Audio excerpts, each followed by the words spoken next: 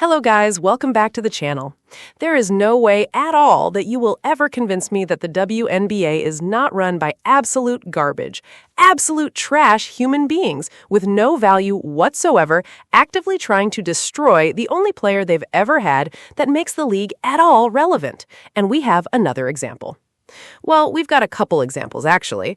The lighter example we'll give is the WNBA putting out its, poster? Graphic, whatever you want to call it, for the whole 30 years thing and having players, past and present. I think there's at least one from each team. You know who's not on it? Do you know who's not on it? Caitlin Clark is not on the poster for the WNBA whole 30 thing. Now, Paige Buchers is front and center, of course, because of course she is. No, you know who's on here for the Indiana Fever? Sophie Cunningham is on here for the Indiana Fever. Think about that.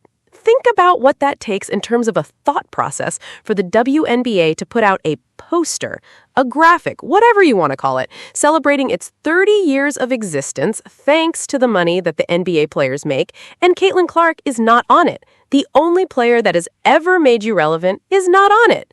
So I'm not even really going to get into doing much about the game itself. There's some things I might talk about tomorrow. The summary, the short version, is Caitlin Clark cooked early. I think she had 13 points in the first quarter, and then I think only 16 for the first half, or was it 19? I think she hit a 3 early in the third, right? But then early in the third, she went out, and they're telling us it's her back and she will not return. By the way, after her fast start, of course she became a player that was more off the ball than on the ball. The Fever stopped running at all. It became a half-court Stephanie White slog, boring as hell, nothing anybody wants to watch. It kept the Mercury hanging around. It was an absolute disaster. But what I wanted to hop on and do this video for and get out there is this crap that I saw from Alyssa Thomas, also DeWanna Bonner. We're going to take a look at this. We're going to talk about this because this kind of crap is disgusting and the league has to fix it. And I know y'all are going to say, well, they're not. Well, damn it, then we got to keep the pressure on, don't we? Because this cannot be allowed to continue. This league needs a little pressure on it and it's going to need some consequences. Alyssa Thomas, your ass can't outrun the police. Y'all can't run from the police. The police are coming to get your ass. I done called them on you. Talk about this thuggery, a goon attack, hoodlum activity, straight up hoodlum activity. Alyssa Thomas flat out targeted Caitlin Clark. The Phoenix Mercury targeted Caitlin Clark throughout this game, which appears to have led to some major injuries. This is nasty work. Nasty work, y'all. I am disgusted.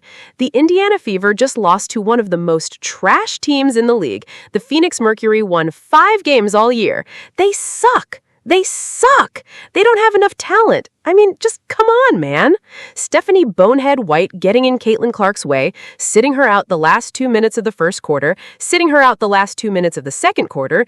Caitlin Clark was on a heater. This should have been another 30-point double-double or a 40-point game. But Stephanie White couldn't get her boneheaded ass out of the way, along with the thuggery and the brutal attack by the Phoenix Mercury.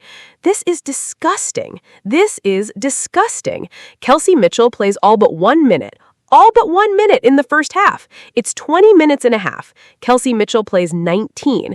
Caitlin Clark only played 14. What is going on? Why are you benching Caitlin Clark? You are clearly trying to minimize her stats. Caitlin Clark has 16 points and 8 or 9 assists in the first half. 16 points and 8 or 9 assists in the first half. She had 13 in the first quarter. All of a sudden, we ran 5-6 straight plays through Kelsey Mitchell. Ridiculous. Ridiculous.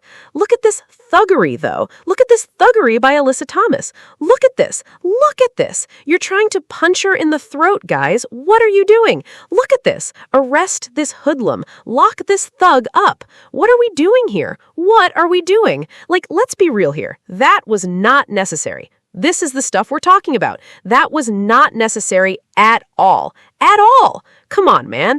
Look, the ball is all the way over there. Look at where the basketball is, guys. Look at where the basketball is. Look at her. Look at her face. Look at her. That's ridiculous. Then look, the ball is all the way behind you. You try to step on her. All types of stuff. Ridiculous, man. Alyssa Thomas is dirty. Look at the dirty plays. Look at this angle where she puts her knee directly in her groin. She was out to injure Caitlin Clark.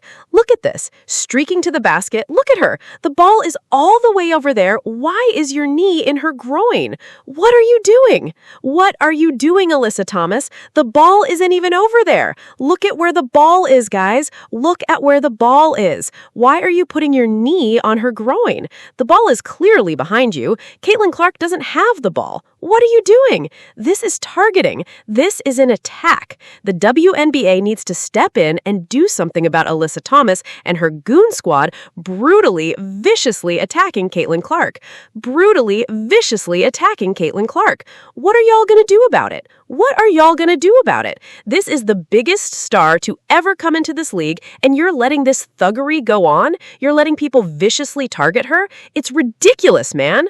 Alyssa Thomas is a joke. Alyssa Thomas is disgusting. This is nasty. This deserves a suspension. Damn a fine. Damn a technical. Stephanie White was pissed about officiating postgame. We have a generational talent and a WNBA superstar with 2 cheap shots there that wasn't called. Absolutely unacceptable. We want consistency, and Caitlin is not called the same way anyone else is called. Let's see what she said. Steph, do you have any current update on Caitlin's back or how she's doing right now? No current update. There was a clip of a play where she got pushed in the neck during the game. Have you seen that? Did that have any impact on her health in this one? I just saw it. I'm not sure if it had any impact on the health or her health or not. But it was egregious. The fact that it was a no call. I heard about it at halftime. I brought it to the attention of the officials at halftime. Yet we still had 11 fouls in the fourth quarter to their 2. They still shot 24 free throws in the second half. I just, number one, you got to call it. It's absolutely egregious and utterly disrespectful. And then number 2, you're coming in here aware of what happened 2 nights ago, and that shit still happens? Absolutely unacceptable. Absolutely unacceptable. And the reckless closeout that they actually review, and the foot still comes down on top of the defender's foot that wasn't upgraded? Absolutely disrespectful. We have a generational talent and a WNBA superstar who had 2 cheap shots right there that weren't called. And I just say again, absolutely unacceptable. Steph, do you think that the league needs to look into how Caitlin Clark is defended or how she's officiated going forward? I mean, we spent all offseason looking at officiating. All offseason. And I still say the one thing that we keep asking for is consistency. She is not called the same way everybody else is called.